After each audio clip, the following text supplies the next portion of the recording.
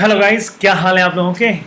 Hope all you fine, safe, secure. चलिए CA inter की accounts की क्लास स्टार्ट करते हैं बेटा। और हमने लास्ट क्लास में what we have done, last class में हमने इन्वेस्टमेंट अकाउंट के कुछ लास्ट दो क्वेश्चंस किए थे, क्वेश्चन नंबर 26 और क्वेश्चन नंबर 30। तो इस तरह हमारा इन्वेस्टमेंट अकाउंट कंप्लीट होता है बेटा। अब जो हम डिसाइड कर रहे हैं, जो स्टार्ट कर रहे हैं, वह स्टार्ट कर रहे हैं फॉरेन ब्रांच। याद करो वो ब्रांच की क्लास जो हमने यहाँ पे ली थी, आमने सामने, आप मेरे सामने थे, मैं आपके सामने था, हमने लाइव क्लास ली थी। उसमें एक पोर्शन हमने ड्रॉप कर दिया था, दैट इज फॉरेन ब्रांच। उसी फॉरेन ब्रांच को हम अब कंटिन्यू कर रहे हैं। ब्रांच और हेड ऑफिस का रिलेशन कैसा होता है।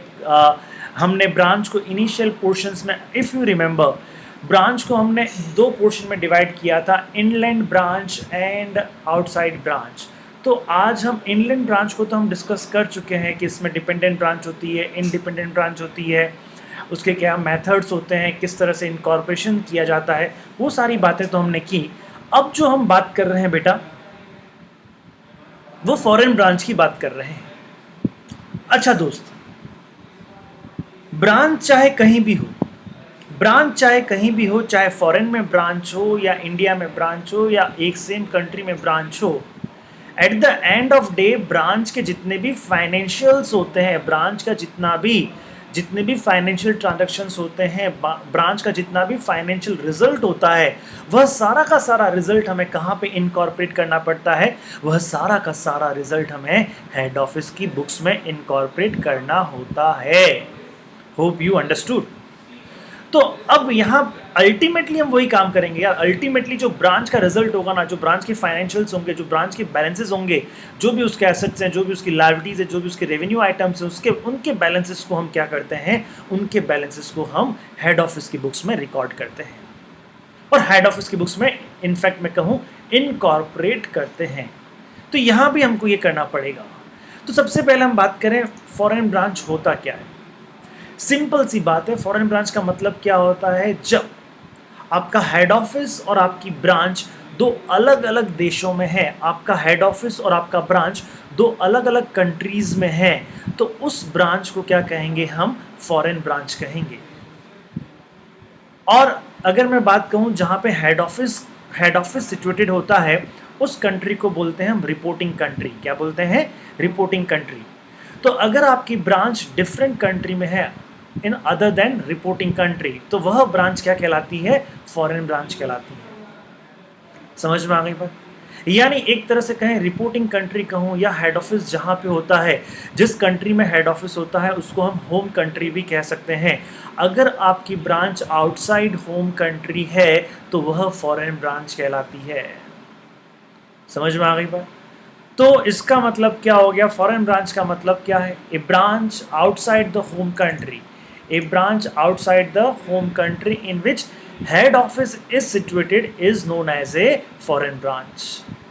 समझ में आ रही है बात। अच्छा साहब, चाहे ब्रांच, अच्छा, जो फॉरेन ब्रांच होती है वह अपने set of books separately maintain करती है, वह अपने set of books separately maintain करती है बेटा। अकाउंटिंग उसकी सेपरेट होती है, सारे ट्रांजैक्शंस वो अपने बुक्स में रिकॉर्ड करती हैं। बिल्कुल, क्योंकि अगर हमारी ब्रांच फॉरेन में है, सपोज मैं कहता हूँ मेरा एक हेड ऑफिस है इंडिया में, इंडिया की एक ब्रांच है ऑस्ट्रेलिया में, या इंडिया की ब्रांच है यूएसए में, तो वहाँ पे सारे बुक्स मेंटेन होगी। यूएसए के वहाँ पर भी सारे की सारी बुक्स मेंटेन होगी। और बेटा यहाँ पे बुक्स जो मेंटेन होगी ना, उसमें दो चीज़ें आ जाती है, वह दोनों बुक्स अलग अलग करेंसी में मेंटेन होगी। अब यूएस में जाके कहें कि नहीं नहीं नहीं, जिसको भी हमारी ब्रांच से ट्रांजैक्शंस करना है वो इंडियन रुपीस लेके आए, तो क्या पॉसिबल है क्या, नहीं साहब। वहाँ पे तो यूएसडी चलेगा, डॉलर चलेगा। तो वहाँ पे जितने भी ट्रांजैक्शंस होते हैं वो सारे के सारे ट्रांजैक्शंस किस में होते हैं, यूएसडी में होते हैं, डॉलर में होते हैं। तो जो फॉरेन ब्रांच होगा वहाँ पे जो ट्रांजैक्शंस होंगे वो यूएसडी में होंगे, वहाँ की जो अकाउंटिंग होगी वो उनकी करेंसी में, उस कंट्री की होम करेंसी में, उस कंट्री की होम करेंसी में उनकी अकाउंटिंग की जाएगी। तो इसका मतलब अगर मैं बात कहता हूँ मेरा एक यूएस में ब्रांच है और हेड ऑफिस कहाँ है, इंडिया में है, तो यूएस की करेंसी क्या है, यूएस डॉलर। यूएस की करेंसी क्या है बेटा, यूएस डॉलर। तो इट मीन्स इसका मतलब ये हो गया कि हेड ऑफिस की करेंसी तो होगी आपकी इंडियन रुपीस और ब्रांच की करेंसी क्या होगी आपकी यूएसडी। क्लियर? तो ब्रांच अपने यहां से जो भी स्टेटमेंट भेजेगा, ब्रांच अपने यहां से जो भी स्टेटमेंट भेजेगा वो सब किस में भेजेगा? यूएसडी में भेजेगा। अब हेड ऑफिस को यदि उसको इनकॉर्पोरेट करना है, हेड ऑफिस को यदि उसको अपनी बुक्स में इनकॉर्पोरेट करना है, तो यूं का यूं यूएसडी को वो इनकॉर्पोरेट नहीं कर लेगा कि यहाँ पे सपोज कीजिएगा 10 लाख रुपया, यहाँ पे 10 लाख रुपया, इंडिया में 10 लाख रुपए का सेल है और वहां पे $1 लाख का सेल है, तो वो ऐसे नहीं कहेगा अपनी बुक्स में टोटल 11 लाख की सेल। ना ना ना, ऐसा नहीं होगा। तो कैसा होगा सर? सिंपल, तुम खुद बताओ। हमें पहले हेड ऑफिस के जो भी स्टेटमेंट्स हैं, हेड ऑफिस के जो भी बैलेंसेस है, समझ में आ रही है? हेड ऑफिस के जो भी बैलेंसेस है उनमें हमें क्या करना है? उनमें हमें इनकॉर्पोरेट करना है। किसको इनकॉर्पोरेट करना है? ब्रांच के भेजे गए बैलेंसेस को।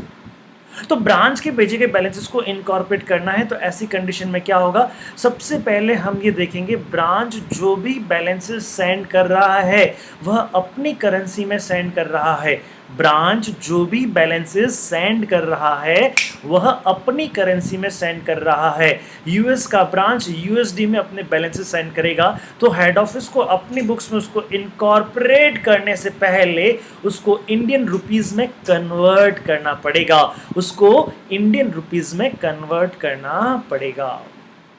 और इंडियन रुपीस में कन्वर्ट करने के लिए, इंडियन रुपीस में कन्वर्ट करने के लिए बेटा जी यहाँ पे हमें फॉरेन एक्सचेंज का हेल्प लेना पड़ेगा, फॉरेन एक्सचेंज की मदद लेनी पड़ेगी। समझ में आ रही है ये बात?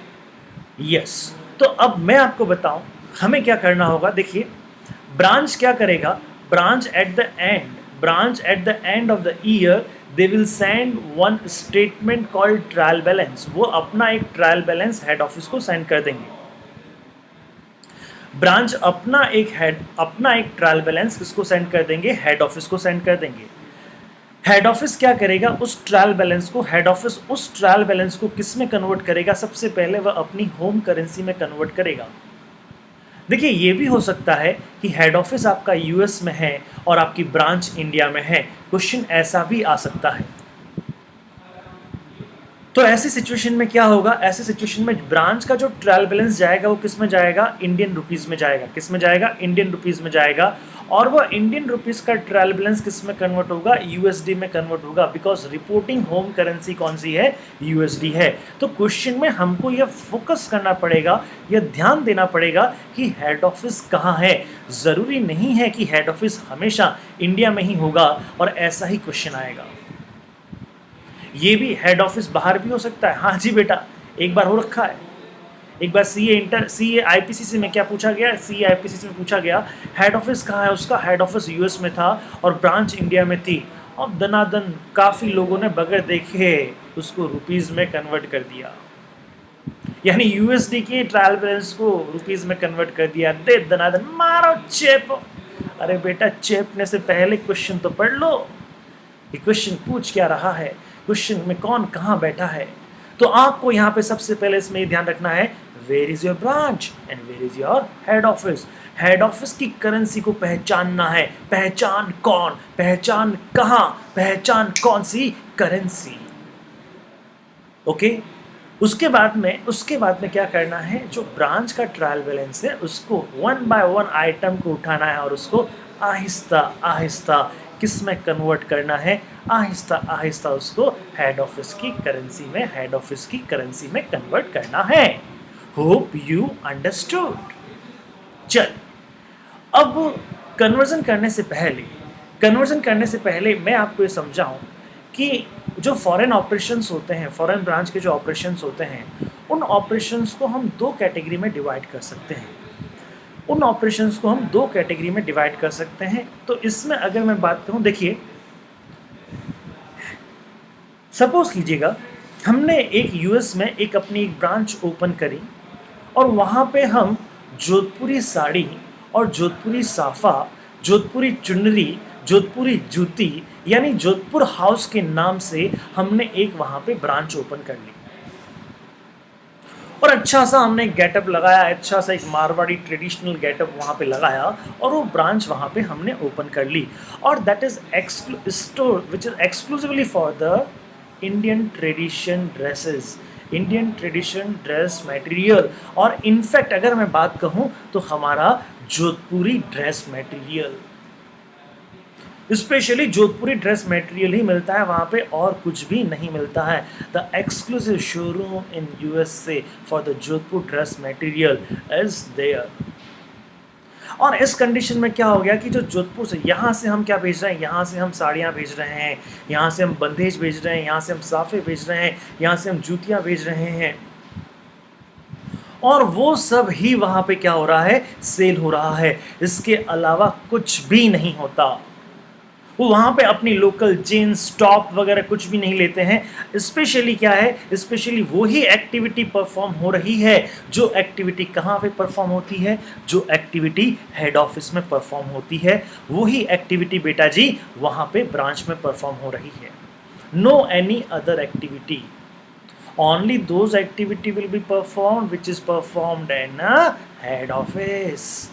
So अगर ऐसा operations वहाँ पे है तो that is called integral foreign operation। उसको हम क्या बोलते हैं, integral foreign operation बोलते हैं। समझ में आ रहा है आपको मीनिंग इंटीग्रल फॉरेन ऑपरेशन का? अच्छा, अब सपोज कीजिएगा इंटीग्रल फॉरेन ऑपरेशन, अब वहाँ पे क्या हो गया, वो जोधपुरी साड़ियाँ वगैरह तो सेल आउट कर ही रहा है। वहाँ के मैनेजर ने बोला why not we start here to sell the jeans top western dresses also. We will purchase from the local market, we will purchase from the local US market, and we can sell it out here also, because the demand of that product is also as good as other product. So now what we have decided okay, अब आप क्या कीजिए, वहाँ पे जोधपुर की साड़ियाँ, जोधपुर का dress material तो वहाँ चलेगा ही चलेगा, साथ ही साथ उन्होंने क्या किया, साथ ही साथ में बेटा जी उन्होंने क्या किया, वहाँ पे उन्होंने अपने लोकल प्रोडक्ट भी सेल करना शुरू कर दिया। वहाँ पे उन्होंने अपने, अब वहाँ पे क्या हो रहा, अब वो ब्रांच क्या है, हेड ऑफिस के ट्रांजैक्शंस तो वहाँ पे ऑपरेट हो ही रहे हैं, हेड ऑफिस के ट्रांजैक्शंस तो वहाँ पे ऑपरेट हो ही रहे हैं। साथ ही साथ में क्या हो रहा है कि ब्रांच अपने लेवल पे भी कुछ ट्रांजैक्शंस कर रहा है। यस माय डियर, यहाँ पे ब्रांच अपने लेवल पे भी कुछ ट्रांजैक्शंस कर रहा है। याद करो थोड़ा इंडिपेंडेंट ब्रांच का, यहाँ पे हालांकि वैसा इंडिपेंडेंट ब्रांच का कॉन्सेप्ट नहीं है, लेकिन मैं सिर्फ आपको कनेक्ट करवा रहा हूं इंडिपेंडेंट ब्रांच वाला कॉन्सेप्ट भी। सो इन दैट केस क्या हो गया, ऐसी कंडीशन में क्या हो गया बेटा, तो ये ऐसी ब्रांच है जो कि हेड ऑफिस का प्रोडक्ट तो सेल कर ही रही है, अब वो साथ ही साथ में अपने लोकल प्रोडक्ट भी सेल कर रही है। तो ऐसी ब्रांच को हम कहते हैं नॉन इंटीग्रल, वो जो ऑपरेशंस है उसको हम बोलते हैं non integral foreign operation, IFO और non IFO. Hope you understood. हाँ जी,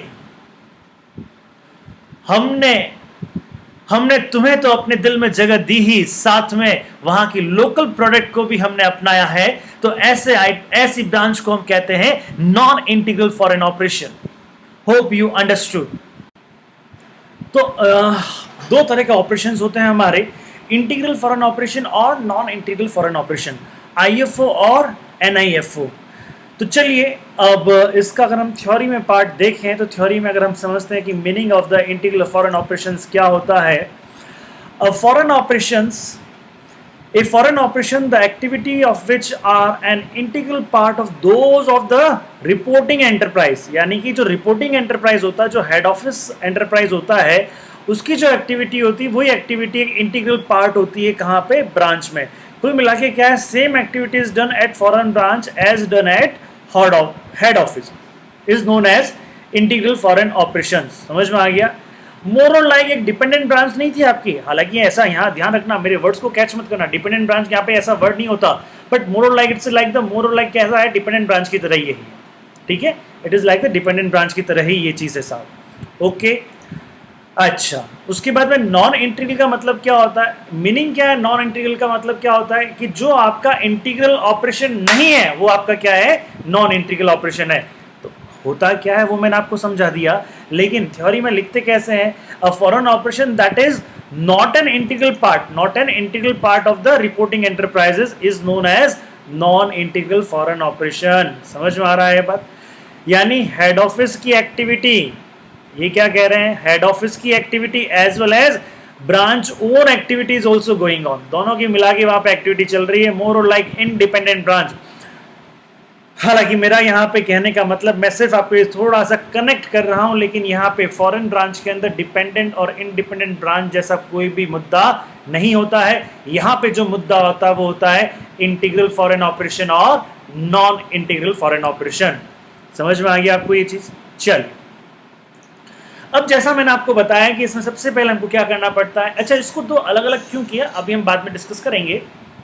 जैसा मैंने आपको बताया कि यार इसमें हमें क्या करना पड़ता है, जो हमारा ट्रायल बैलेंस होता है उस ट्रायल बैलेंस को हमें कन्वर्ट करना होता है, हेड ऑफिस के ट्रायल बैलेंस को कन्वर्ट करना होता है या ब्रांच के ट्रायल बैलेंस को, ब्रांच के ट्रायल बैलेंस को कन्वर्ट करना होता है हेड ऑफिस में, ब्रांच के ट्रायल बैलेंस को कन्वर्ट करना होता है हेड ऑफिस के ट्रायल बैलेंस में, हेड ऑफिस की करेंसी के ट्रायल बैलेंस में। समझ में आ रही है बात। तो अब हमें इसके लिए क्या लेना पड़ता है, किसको यूज करना पड़ता है, एक्सचेंज रेट को यूज करना पड़ता है। किसको यूज करना पड़ता है, एक्सचेंज रेट को यूज करना पड़ता है। अब समझो यहाँ पे अगर मैं कहता हूं, यहाँ पे सपोज कीजिएगा आपका फाइनेंशियल ईयर है, अगर हम यहाँ पे बात करें आपका फाइनेंशियल ईयर 2019-20, फाइनेंशियल ईयर 2019-20,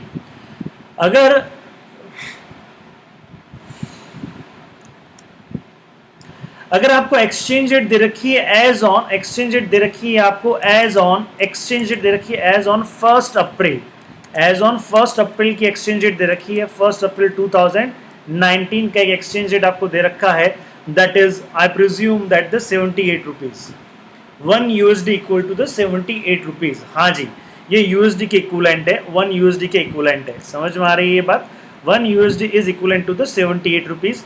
और ये आपको दे रखा है, एक और रेट दे रखी है आपको as on 31 March, as on 31 March 2020, as on 31 March 2020 आपको एक रेट दे रखी है, और वो रेट दे रखी है आपको आई प्रिज्यूम दैट द 82 रुपीज। कितना है, 82 रुपीज। तो इस एक्सचेंज रेट को क्या बोलेंगे हम, ओपनिंग एक्सचेंज रेट, और इसको क्या बोलेंगे हम, क्लोजिंग एक्सचेंज रेट। अगर मैं इन दोनों को क्या करता हूं, इन दोनों को मैं ऐड कर देता हूं, और ऐड करके इन दोनों को मैं ऐड करके क्या करूंगा, यहां पे इन दोनों को ऐड करके यहाँ पे अगर मैं डिवाइड बाई 2 करता हूँ, तो ये जो मेरा रेट आता है 80 रुपीज़, जो मेरा रेट क्या आता है, 80 रुपीज़ जो रेट आता है, यह क्या आएगा, एवरेज रेट। क्या आएगा, यह एवरेज रेट। तो इस एक्सचेंज रेट को हम क्या बोलेंगे, ओपनिंग एक्सचेंज रेट। इस एक्सचेंज रेट को क्या बोलेंगे, क्लोजिंग एक्सचेंज रेट। और इसको क्या बोलेंगे, एवरेज एक्सचेंज रेट। समझ में आ रही है बात। अगर मुझे अब यूएसडी के ट्रायल बैलेंस को मुझे किस में कन्वर्ट करना है, रुपीज में कन्वर्ट करना है, और मुझे ओपनिंग एक्सचेंज रेट लेनी है, तो मुझे किससे मल्टीप्लाई करना पड़ेगा, 78 से मल्टीप्लाई करना पड़ेगा। क्लोजिंग एक्सचेंज रेट लेनी है तो किससे मल्टीप्लाई करना पड़ेगा, 82 से, और एवरेज लेना है तो 80 से। चलिए, अब हम समझते हैं कि कौन से आइटम को, अब आपके पास में क्या है, अब आप प्रिज्यूम करें, मान लें आपके पास में ट्रायल बैलेंस है। किसका ट्रायल बैलेंस है बेटा, आपके पास में ब्रांच का ट्रायल बैलेंस है, और ब्रांच के ट्रायल बैलेंस को आप कन्वर्ट कर रहे हैं किस में, हेड ऑफिस की करेंसी में। तो कैसे कन्वर्ट करेंगे, ये डिपेंड करेगा कि आपका ये आईएफओ है या नॉन आईएफओ है। आपका ये क्या है, आईएफओ है या नॉन आईएफओ है। अब देखिए, अगर मैं पहले बात करता हूं, मैं पहले बैलेंस शीट आइटम की बात करता हूं। ट्रायल बैलेंस में सारे आइटम होते हैं आपके। ट्रायल बैलेंस के कुछ आइटम क्या होते हैं, बैलेंस शीट आइटम होते हैं। ट्रायल बैलेंस के कुछ आइटम क्या होते हैं, आपके ट्रेडिंग अकाउंट के आइटम होते हैं। कुछ आइटम आपके पीएनएल के आइटम होते हैं। तो मैं ट्रेडिंग पीएनएल के आइटम की बात नहीं कर रहा, अभी मैं किसकी बात कर रहा हूं, मैं बैलेंस शीट आइटम की बात कर रहा हूं। अच्छा, बैलेंस शीट आइटम में मैं बात करता हूं सबसे पहले करंट एसेट्स की। किसकी बात करता हूं, करंट एसेट्स की। करंट एसेट्स में एक चीज को मैं शामिल नहीं कर रहा हूं, स्टॉक। किसको शामिल नहीं कर रहा हूं मैं, स्टॉक को शामिल नहीं कर रहा हूं। बाकी सारे करंट एसेट्स की बात कर रहा हूं बेटा। तो ओनली ऑल करंट एसेट्स, इसको हम बोलते हैं मॉनेटरी आइटम। क्या बोलते हैं इसको हम, मॉनेटरी आइटम।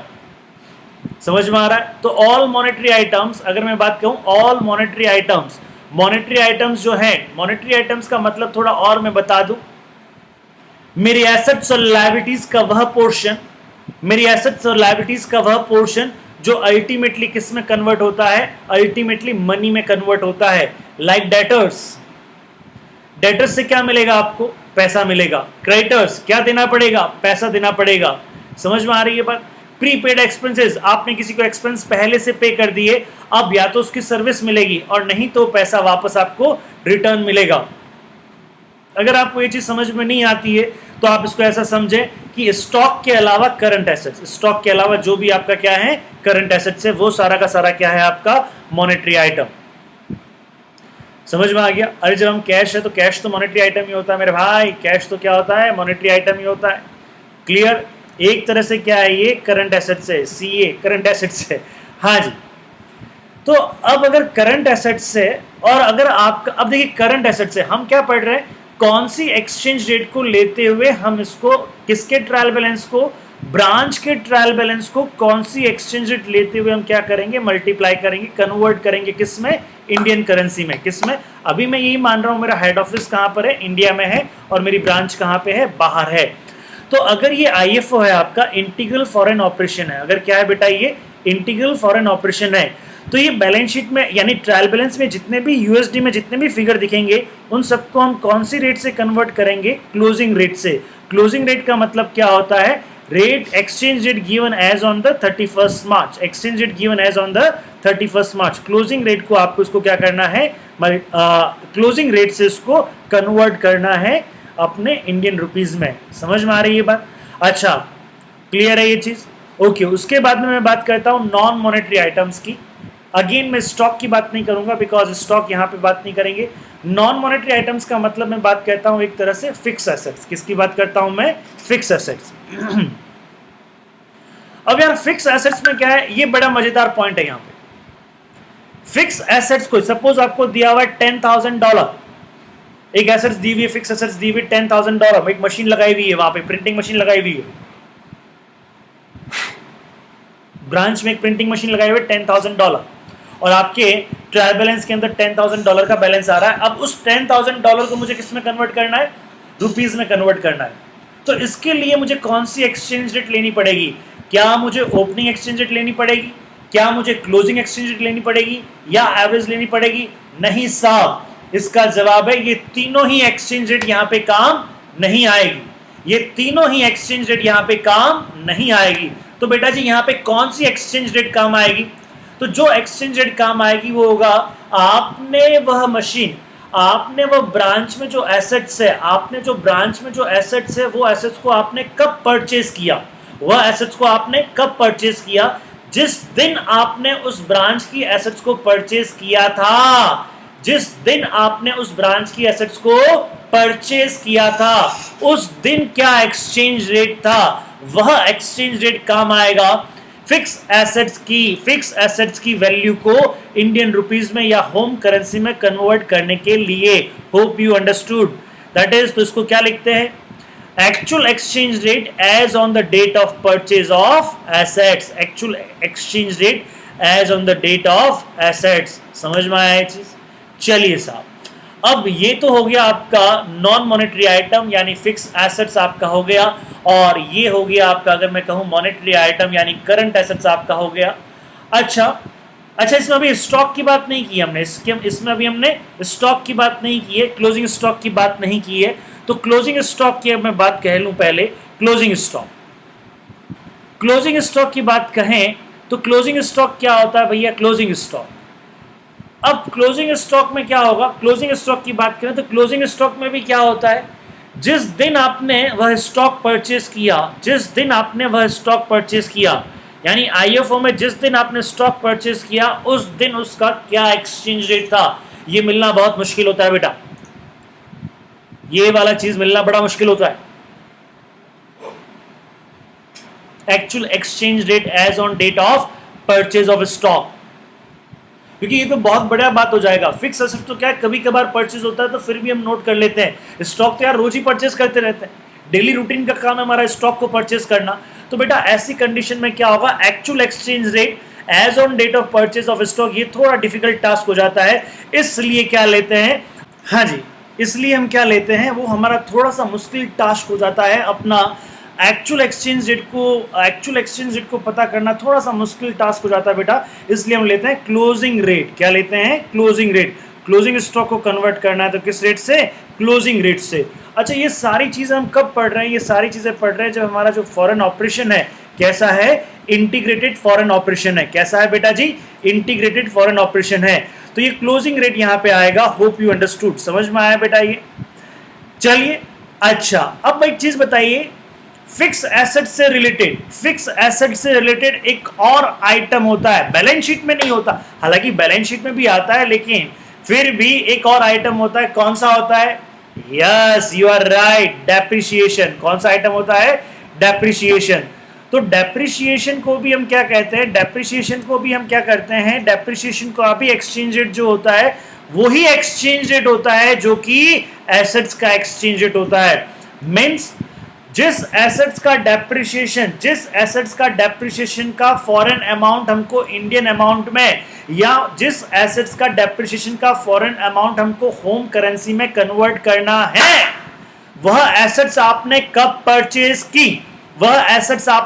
परचेज की, तो उस समय आप क्या करेंगे, आप देखेंगे कि उस समय जब आपने एसेट्स को परचेज किया है उस समय क्या एक्सचेंज रेट था। इट मींस क्या हो गया कि फिक्स एसेट्स और उससे रिलेटेड डेप्रिसिएशन, इन दोनों के लिए एक ही रेट काम आती है, और वह रेट होती है actual exchange rate as on date of purchase of assets. Hope आपको समझ में आया होगा, समझ में आया जी ये चीज। फिर इसके बाद में क्या है, ओपनिंग स्टॉक। ओपनिंग स्टॉक को हम किस रेट पे काम करेंगे भैया, अगर सपोज कीजिएगा स्टॉक, वह ओपनिंग स्टॉक कब परचेज किया, अगर यह हमको पता है तब तो हम कौन सा लेंगे, परचेज रेट लेंगे। बेटा परचेज रेट मिलना बहुत मुश्किल होता है, तो हम फिर क्या लेते हैं, यूज ओपनिंग रेट। क्या लेते हैं, यूज ओपनिंग रेट। तो एक्चुअली क्या होगा, ओपनिंग स्टॉक में हमको क्या लेना है, ओपनिंग रेट लेना है, और क्लोजिंग स्टॉक में हमको क्या लेना है, क्लोजिंग रेट लेना है। समझ में आ गया ये चीज, होप यू अंडरस्टूड। तो monetary item, current assets item, closing rate, ठीक है, closing stock, closing rate. Yes, मैं कह रहा हूं क्लोजिंग रेट क्योंकि एक्चुअल रेट मिलना बड़ा मुश्किल होगा। Okay, non monetary item, fix assets, जिस दिन आपने एसेट्स को परचेज किया उस दिन की रेट। डेप्रिसिएशन, जिस दिन आपने एसेट्स को परचेज किया उस दिन की रेट। ओपनिंग स्टॉक कैसी rate, opening rate. Hope you understood. इसके अलावा कौन सा आइटम होते हैं आपके, इसके अलावा बाकी के जो रेवेन्यू आइटम होते हैं बेटा, रेवेन्यू आइटम अगर आपको एक्चुअल एक्सचेंज रेट पता है, जब जो रेवेन्यू ट्रांजैक्शंस हुए वो पता है, तब तो वो रेट, नहीं तो बेटा एवरेज रेट, नहीं तो बेटा क्या, एवरेज रेट। तो यहां पे यूजुअली क्या काम आती है, एवरेज रेट काम आती है, यूजुअली एवरेज रेट काम आती है। Yes, clear. अच्छा, अब क्या देखोगे, अब समझिएगा, अब कुछ कॉमन आइटम भी होते हैं, कुछ ऐसे आइटम होते हैं जो हेड ऑफिस के ट्रायल बैलेंस में भी होते हैं, और कुछ ऐसे आइटम होते हैं जो किसके ट्रायल बैलेंस में होते हैं, ब्रांच के ट्रायल बैलेंस में भी होते हैं। बताओ पहला आइटम कैसा, goods sent to head office और goods received from head office. समझ में आ रही है, जीएसटीबी और GRFHO, goods sent to branch, हाँ जी, goods sent to branch. Yes, मैं गुड्स सेंट टू ब्रांच कह रहा हूं। तो हेड ऑफिस की बुक्स में क्या होगा, गुड्स सेंट टू ब्रांच, और वही अमाउंट कहां पे आता है, ट्रायल बैलेंस में। किसके ट्रायल बैलेंस में, ब्रांच के ट्रायल बैलेंस में। किस नाम से, goods received from head office. तो अब अगर मैं यहां पे किसके ट्रायल बैलेंस की बात कर रहा हूं, मैं यहां पे ट्रायल बैलेंस की बात कर रहा हूं, ब्रांच के ट्रायल बैलेंस की बात कर रहा हूं। तो ब्रांच के ट्रायल बैलेंस में क्या होगा, goods received from head office, goods received from head office. तो अब मुझे एक चीज बताइए, ये जो goods received from head office है वो डॉलर में लिखा होगा, तो उस डॉलर में क्या करना पड़ेगा, उस डॉलर को हमें इंडियन रुपीस में कन्वर्ट करना पड़ेगा। तो कौन सी एक्सचेंज रेट, यहां पे किसी भी एक्सचेंज रेट को लेने का कोई मतलब नहीं है। बताओ क्यों नहीं है साहब, क्योंकि बेटा एक चीज बताइए, यह आपस में रिलेटेड है। किस किस में रिलेटेड है, यह हेड ऑफिस में और ब्रांच में आपस में रिलेटेड है। तो जो माल हेड ऑफिस ने भेजा होगा तब हेड ऑफिस ने अपनी बुक्स में भी एंट्री की होगी इंडियन रुपीस में, समझ में आ रहा है, और उसकी एंट्री ब्रांच ने भी की होगी यूएसडी में। अब यहां पे क्या है, एक्सचेंज रेट करने की आवश्यकता नहीं है, सीधा सीधा, यानी ये दोनों माल ऐसे हैं जिसकी दोनों जगह पे एंट्री हो चुकी है, यह एक ही ऐसा माल है जिसकी दोनों जगह एंट्री हो चुकी है। तो हम डायरेक्टली क्या करेंगे, हेड ऑफिस की बुक से किसका बैलेंस उठाएंगे, हेड ऑफिस की बुक से बैलेंस उठाएंगे किसका, गुड्स सेंड टू ब्रांच का, और सीधा सीधा वो बैलेंस ले लेंगे, taken at amount recorded in the HO books. कौन से अकाउंट में, जीएसटीबी के अकाउंट में, समझ में आ रहा है ये चीज, होप यू अंडरस्टूड, क्लियर। अच्छा, लेकिन इससे पहले हमको एक एडजस्टमेंट करना पड़ता है। अगर हमारा कोई स्टॉक इन ट्रांजिट है तो उसका हम एडजस्टमेंट करना पड़ेगा, और उसके बाद में हम यहाँ पे ये कार्यक्रम को संपन्न करेंगे। समझ में आ गई ये चीज। चलिए, उसके बाद में एक अकाउंट आता है, क्या आता है, ब्रांच की बुक्स में हेड ऑफिस का अकाउंट होगा, तो बताओ हेड ऑफिस की बुक्स में किसका अकाउंट होगा, ब्रांच का। समझ में आ रहा है। तो सीधा सीधा यहां भी कोई एक्सचेंज रेट लेने की आवश्यकता नहीं है। Balance in HO account in branch books, समझ में आ रहा है। अगर मैं कहता हूं यहां पे balance of HO account, balance of head office account in branch books, यानी हेड ऑफिस के अकाउंट का ब्रांच की बुक्स में जो बैलेंस है ना वो यूएसडी में दिया हुआ होगा। हम सीधा सीधा क्या करेंगे, उसका इंडियन वर्जन ले लेंगे, और उसका इंडियन वर्जन क्या है, हेड ऑफिस की बुक्स में किसका अकाउंट, ब्रांच का account, taken at amount recorded in head office book. कौन से अकाउंट का रे, ब्रांच अकाउंट का। कौन से अकाउंट का, ब्रांच अकाउंट का। समझ में आ रहा है आपको ये। तो हेड ऑफिस की बुक्स में से मैं दो अकाउंट यूं क्यों उठा लूंगा, पहला कौन सा, आपका जीएसटीबीए का, और दूसरा कौन सा, वो है आपका ब्रांच अकाउंट का। तो जैसे ही मैं उठा लूंगा तो मेरे ये जो दो अकाउंट है, ब्रांच की बुक्स में जो हेड ऑफिस अकाउंट है, ब्रांच की बुक्स में जो goods received from head office account है, ये दोनों ऑटोमेटिकली कन्वर्ट हो जाएंगे, इंडियन रुपीस में कन्वर्ट हो जाएंगे। Hope you understood. समझ में आ रहा है आपको ये चीज। अच्छा, ये चीज समझ में आ गई साहब, आपको क्लियर हो गया आपके पास में। चलिए, उसके बाद में देखो कंटीजेंट लायबिलिटी होती है, तो कंटीजेंट लायबिलिटी को हम कहां से लेते हैं, कंटीजेंट लायबिलिटी को हम लेते हैं क्लोजिंग रेट से। किससे लेते हैं बेटा, क्लोजिंग रेट से लेते हैं।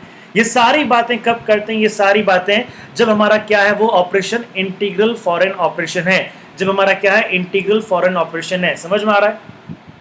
देखो यहां पे क्या हो गया, ब्रांच का ट्रायल बैलेंस हो गया, ब्रांच के ट्रायल बैलेंस को हमने किस में कन्वर्ट कर दिया, इंडियन रुपीस में कन्वर्ट कर दिया। अब चूंकि यहां पे अलग अलग आइटम के लिए हम अलग अलग एक्सचेंज रेट ले रहे हैं, अलग अलग आइटम के लिए हम क्या ले रहे हैं, अलग अलग एक्सचेंज रेट ले रहे हैं। तो बेटा ध्यान रखना, तो यहां पे जब आप कन्वर्ट करोगे, यानी किसका ट्रायल बैलेंस आप कन्वर्ट कर रहे हो, ब्रांच का। जब आप ट्रायल बैलेंस हेड ऑफिस की करेंसी में कन्वर्ट कर लोगे और फिर उसका जब टोटल लगाओगे, वो टोटल बराबर नहीं आएगी, उसमें कुछ न कुछ क्या आएगा, डिफरेंस आएगा, समझ में आ रहा है। तो यहाँ पे फॉरेक्स को हमने ट्रांसलेट किया है होम करेंसी में, इसकी वजह से हमारे ट्रायल बैलेंस में जो डिफरेंस आया है, इस डिफरेंस का ट्रीटमेंट कैसे करेंगे। अगर वो इंटीग्रल फॉरेन ऑपरेशन है, क्या है वो, इंटीग्रल फॉरेन ऑपरेशन है, आईएफओ है, तो उस डिफरेंस को हम ट्रांसफर कर देते हैं, हम क्या ट्रांसफर कर देते हैं, P&L अकाउंट में ट्रांसफर कर देते हैं। वो जो भी एक्सचेंज डिफरेंस आता है, अगर एक्सचेंज डिफरेंस क्रेडिट साइड का ज्यादा है तो P&L अकाउंट के क्रेडिट में आ जाता है, अगर एक्सचेंज डिफरेंस आपका डेबिट साइड में ज्यादा है तो P&L अकाउंट के डेबिट में आ जाता है। यानी उस एक्सचेंज डिफरेंस को हम एज ए इनकम और एक्सपेंस रिकॉग्नाइज कर लेते हैं। यानी वो जो एक्सचेंज डिफरेंस होता है, उस एक्सचेंज डिफरेंस को हम एज ए इनकम या प्रॉफिट या एक्सपेंस हम रिकॉग्नाइज कर लेते हैं। तो वो क्या आता है, किस अकाउंट के थ्रू करते हैं साहब, हम पी एंड एल अकाउंट के थ्रू करते हैं। किस अकाउंट के through? P and L account के थ्रू करते हैं। तो या तो वो पी एंड एल अकाउंट के डेबिट में आएगा या वो पी एंड एल अकाउंट के क्रेडिट में आएगा। Hope you understood. आ गया जी समझ में आपको? क्लियर है ये पॉइंट? क्लियर? अच्छा, अभी देखिए सारी बातें हमने इंटीग्रल फॉरेन ऑपरेशंस की करी है। ये सारी बातें हमने क्या करी है? इंटीग्रल फॉरेन ऑपरेशन की करी है। अब हम बात करेंगे नॉन इंटीग्रल फॉरेन ऑपरेशंस की, लेकिन पहले एक इंटीग्रल फॉरेन ऑपरेशन पे क्वेश्चन हो जाए साहब।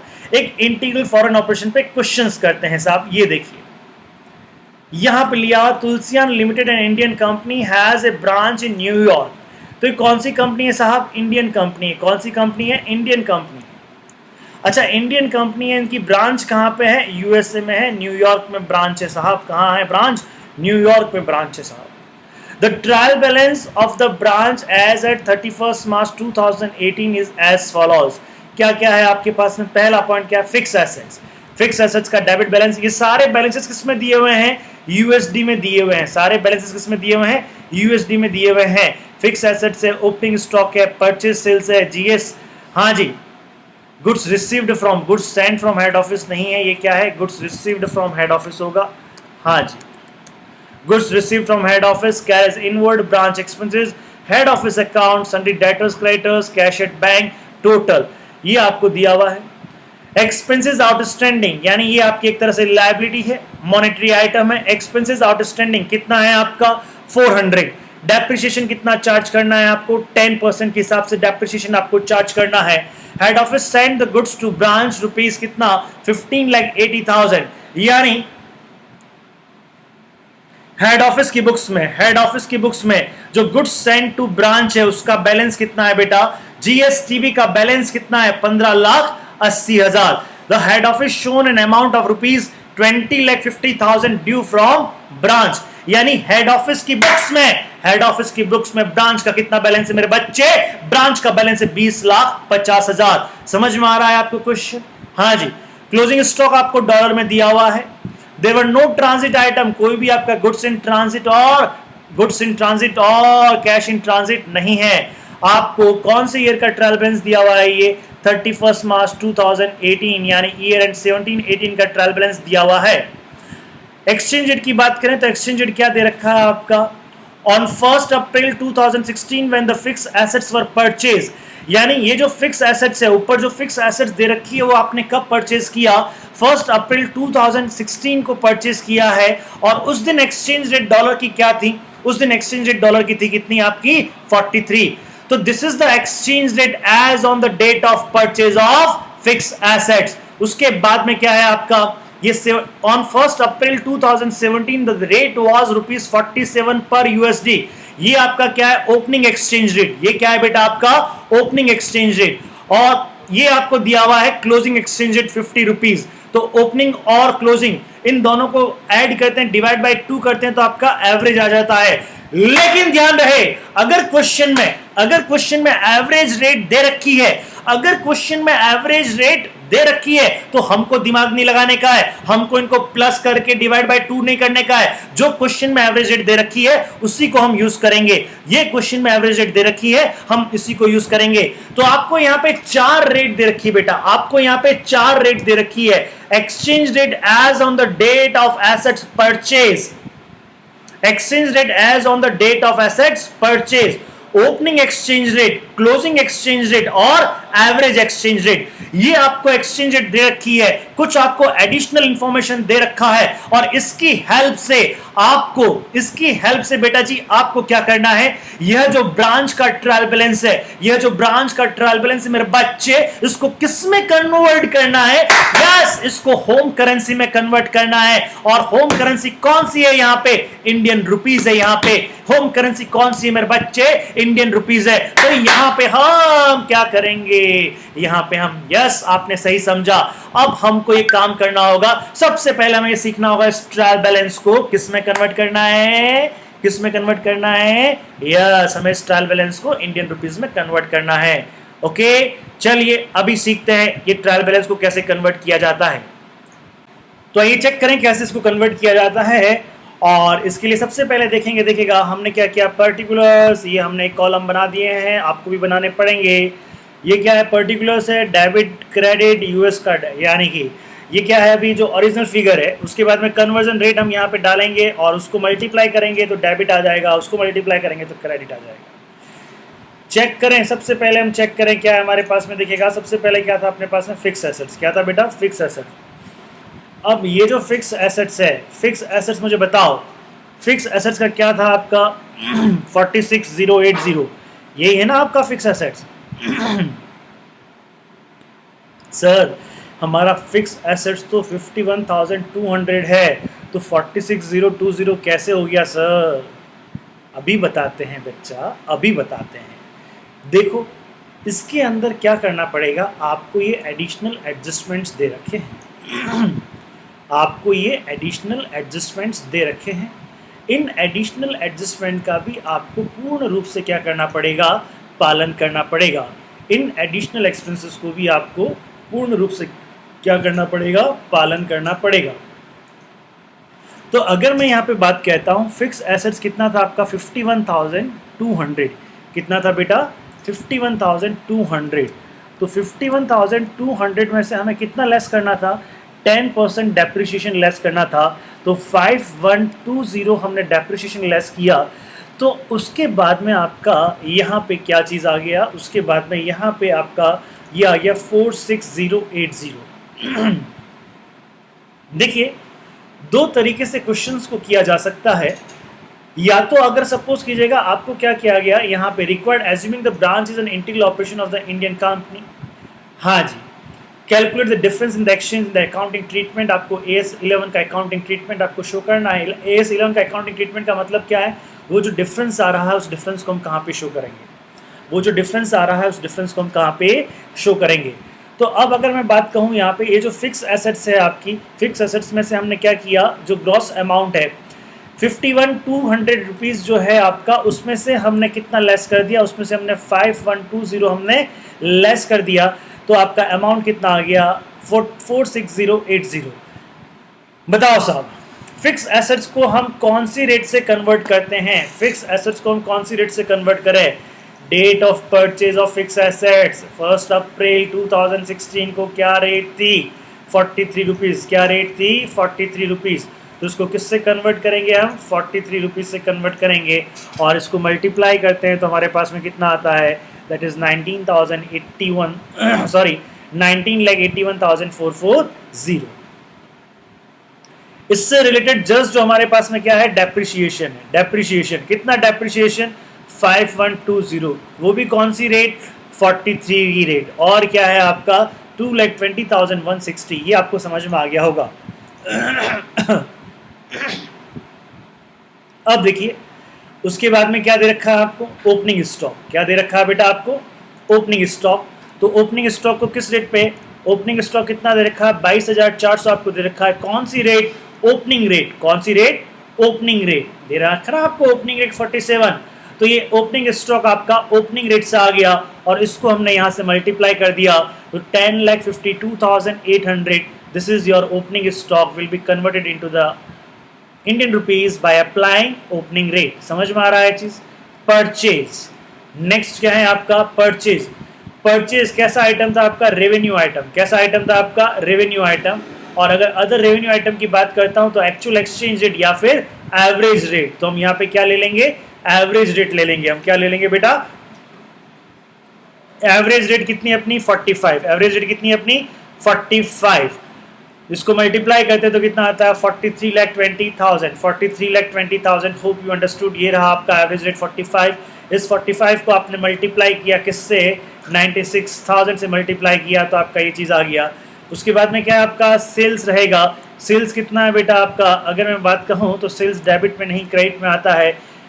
कौन सा एक्सचेंज रेट, 45 एक्सचेंज रेट। और ये कितना आ जाएगा आपका 74,88,000 आ जाएगा। फिर क्या रहेगा आपका, goods Saint from head office. कितना USD है, goods Saint from head office. इसको आप goods received from head office भी कर सकते हो, कोई बात नहीं, अपन जिस तरह से पढ़ रहे हैं goods received from head office. बताओ आप बताइए यहाँ पे हम इसको किस तरह से लेंगे। तो इसमें यहाँ पे हम कौन सा बैलेंस उठाएंगे, हेड ऑफिस की बुक्स में जीएसटीवी का जो बैलेंस है वो उठाएंगे, और हेड ऑफिस की बुक्स में जीएसटीवी का बैलेंस कितना है? हेड ऑफिस की बुक्स में जीएसटीवी का बैलेंस है 15,80,000। तो कोई भी एक्सचेंज रेट यहाँ पे नहीं आएगी, सीधा सीधा क्या आ जाएगा? 15,80,000। समझ में आ रहा है ये चीज? अच्छा, फिर आपका क्या है? Carriage inward. क्या है आपका? Carriage inward. ये देखिएगा, तो डेप्रिसिएशन को भी हम येलो कर देते हैं क्योंकि ये भी हमने कर लिया। Carriage inward. So carriage inward देखिए कितना था आपके पास में? 400। कितना था आपके पास में? 400। तो कैरेज इनवर्ड 400। कौन सी रेट? Average rate. क्या price? 45 multiplied by 400। Hope you understood. उसके बाद में क्या है देखिएगा, उसके बाद में आपका ब्रांच एक्सपेंसेस। ब्रांच एक्सपेंसेस कितना है? 4,800। Oh my God, 4,800।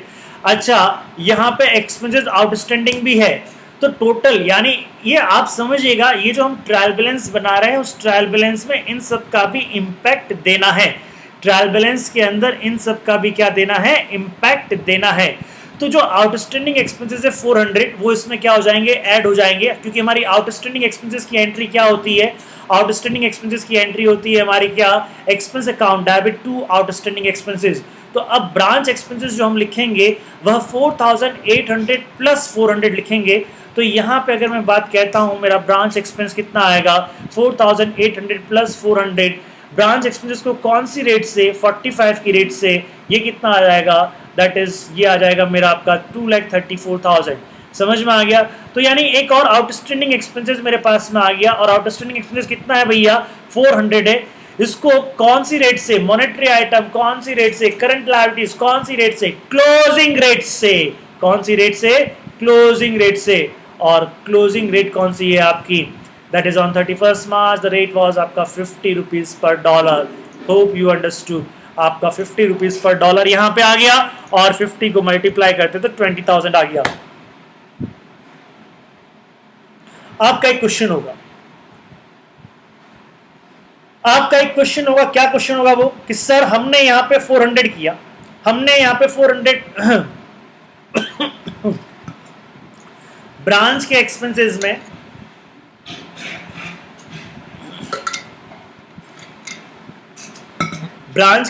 में हमने 400 को ऐड किया। वो 400 तो हमने यहाँ पे 45 से मल्टीप्लाई किया है, और वही आउटस्टैंडिंग एक्सपेंसेस जो एज ए लायबिलिटी है उसको हमने 400 से मल्टीप्लाई किया। क्यों सर, ऐसा क्यों? क्योंकि बेटा ऐसा इंटीग्रल फॉरेन ऑपरेशन इसमें दे रखा है, इसलिए हमको ऐसे ही करना है, हमारे पास में कोई ऑप्शन नहीं है। चलिए साहब, तो हमने आउटस्टैंडिंग एक्सपेंसेस भी कर लिया, और हमने ऊपर एक्सपेंस का अमाउंट भी हमने कर लिया। उसके बाद में क्या है आपके पास में? Head office account. क्या है आपके पास में? Head office account. आइए जरा देखें हेड ऑफिस अकाउंट को कैसे ट्रीट करते हैं। हेड ऑफिस अकाउंट कितना है साहब? हेड ऑफिस अकाउंट अगर मैं बात कहूँ तो कितना है? 45,600। ये क्या लेंगे हम? ये कहाँ से लेंगे? तो देखो ये यहाँ से लेंगे। That is head office showed an amount of rupees 20,50,000 due from branch. ये वाली चीज यहाँ से ले लेंगे, और ये वाली चीज यहाँ से लेते ही क्या हो जाएगा? ये अमाउंट यहाँ पे आ जाएगा, और ये अमाउंट यहाँ पे आ जाएगा 20,50,000। This amount will come here. Hope you understood. Next क्या है आपके पास में? Trade debtors. तो एक्चुअली अगर मैं देखूँ तो मैंने क्या किया? मैंने हेड ऑफिस अकाउंट को भी यूज़ कर लिया। इसका मामला भी मेरा काम हो गया। सन्डी डेटर्स एंड क्रेडिटर्स है। डेटर्स क्रेडिटर्स कौन सी रेट होगा भैया, मुझे बताओ। मॉनेटरी आइटम कौन सी रेट? बोलो भैया बोलो। मॉनेटरी आइटम कौन सी रेट? तो कौन सी rate? It is closing rate. तो क्या amount? Closing amount. Sundry traders भी यानी क्रेडिटर्स भी रहेगा आपका, और क्रेडिटर्स का भी क्लोजिंग रेट। तो कौन सा अमाउंट रे? That is closing amount. समझ में आ गया ये चीज? कैश एंड बैंक भी है आपके पास में। कैश एंड बैंक कैसा रे? कैश एंड बैंक क्लोजिंग रे। कैश एंड बैंक क्लोजिंग रे, तो क्लोजिंग रेट यहाँ पे आएगा। समझ में आ रही है ये चीज़? फिर उसके बाद में अच्छा, ये सब करने के बाद में यहाँ तक हमने सारा कर लिया। क्लोजिंग स्टॉक ट्रायल बैलेंस में नहीं आता बेटा, तो क्लोजिंग स्टॉक को अलग से ही नीचे अलग से हम शो करेंगे। क्लोजिंग स्टॉक ट्रायल बैलेंस में नहीं आता, तो क्लोजिंग स्टॉक को अलग से हम यहाँ पे शो कर देंगे। तो क्लोजिंग स्टॉक को कौन सी रेट से? क्लोजिंग रेट से। तो ये आपका क्लोजिंग स्टॉक आ गया क्लोजिंग रेट से। अब देखो हमने यहाँ तक क्लोजिंग स्टॉक को तो ट्रायल बैलेंस का पार्ट होता नहीं है। अब मैं अगर ट्रायल बैलेंस की टोटल करता हूँ तो ट्रायल बैलेंस की टोटल अगर मैं करूँ यहाँ पे, तो ये ट्रायल बैलेंस की टोटल जो है वो टोटल यहाँ पे आती है हाँ जी, तो यहाँ पे इन दोनों का टोटल, अब मुझे यहाँ पे अलग से इन दोनों का टोटल करना पड़ेगा, और इन दोनों का अगर मैं टोटल करता हूँ यहाँ पे, तो इन दोनों का टोटल करेंगे तो एक अलग टोटल आएगा। तो इनका जो डिफरेंस है वो डिफरेंस देखिएगा, वो डिफरेंस मैं यहाँ पे निकाल रहा हूँ, दैट इज एक्सचेंज गेन और लॉस। एक्सचेंज गेन और लॉस का मतलब क्या हो गया कि आपका डेबिट साइड का टोटल, आपका डेबिट साइड का टोटल, आपका डेबिट साइड का टोटल क्या आ रहा है, आपका डेबिट साइड का टोटल ज़्यादा आ रहा है और आपको क्रेडिट साइड में कुछ लिखना पड़ेगा।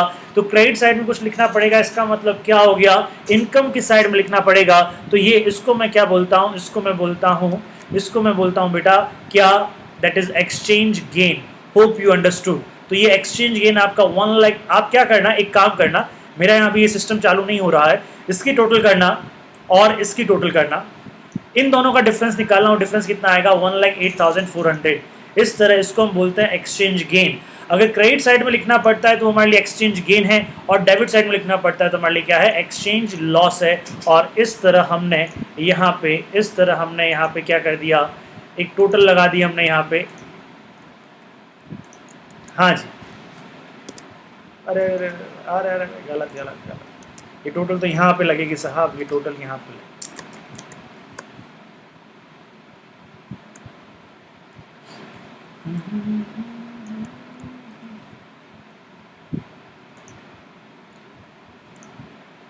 ये देखिएगा, सॉरी यहाँ पे मैं लिख देता हूँ, ये टोटल यहाँ पे एक्सचेंज गेन आपका यहाँ पे आया था, ये एक्सचेंज गेन यहाँ पे हो गया।